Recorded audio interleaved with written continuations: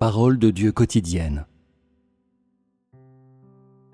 L'œuvre et la parole de Dieu visent à produire un changement dans votre tempérament. Son objectif n'est pas seulement de vous amener à comprendre et à reconnaître son œuvre et sa parole. Cela ne suffit pas.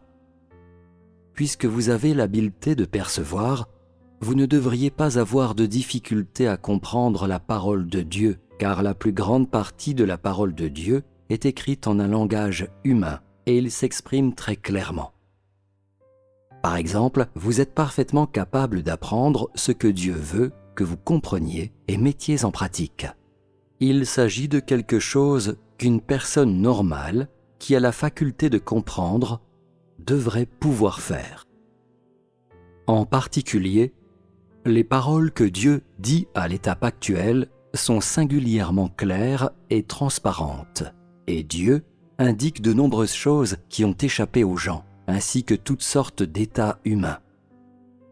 Ces paroles englobent tout, aussi clairement que la lumière d'une pleine lune. Aujourd'hui donc, les gens comprennent de nombreux sujets, mais il leur manque encore quelque chose, mettre sa parole en pratique.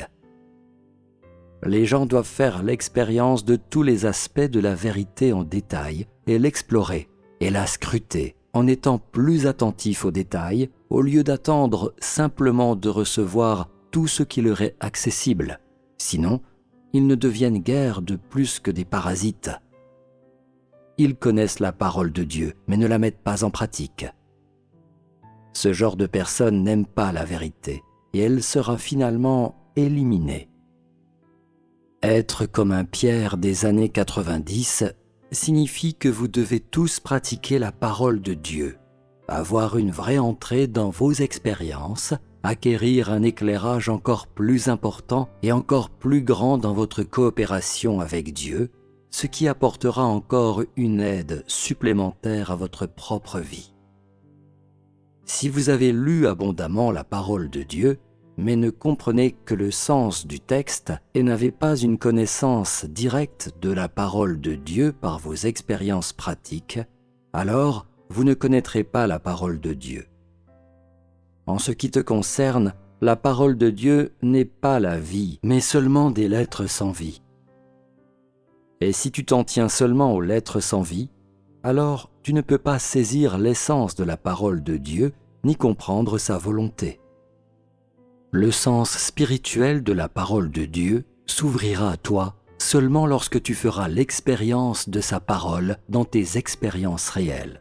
Et ce n'est que par l'expérience que tu peux saisir le sens spirituel de beaucoup de vérités et percer les mystères de la parole de Dieu. Si tu ne la mets pas en pratique, alors peu importe que sa parole soit très claire. La seule chose que tu as comprise, ce sont des lettres et des doctrines vides qui sont devenues pour toi des règlements religieux. N'est-ce pas ce que les pharisiens ont fait ? Si vous pratiquez la parole de Dieu et en faites l'expérience, elle devient pratique pour vous. Si vous ne cherchez pas à la pratiquer, alors la parole de Dieu pour vous n'est rien de plus que la légende du troisième ciel. En fait, le processus de croire en Dieu et le processus de votre expérience de sa parole est d'être gagné par lui, ou, pour le dire plus clairement, croire en Dieu, c'est avoir la connaissance et la compréhension de sa parole et faire l'expérience de sa parole et en vivre. Telle est la réalité de votre croyance en Dieu.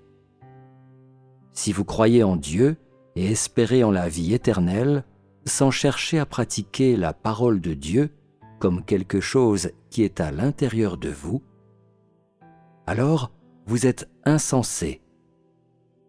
Ce serait comme aller à un banquet et se contenter de regarder la nourriture et d'apprendre par cœur le nom des plats délicieux sans vraiment en goûter aucun.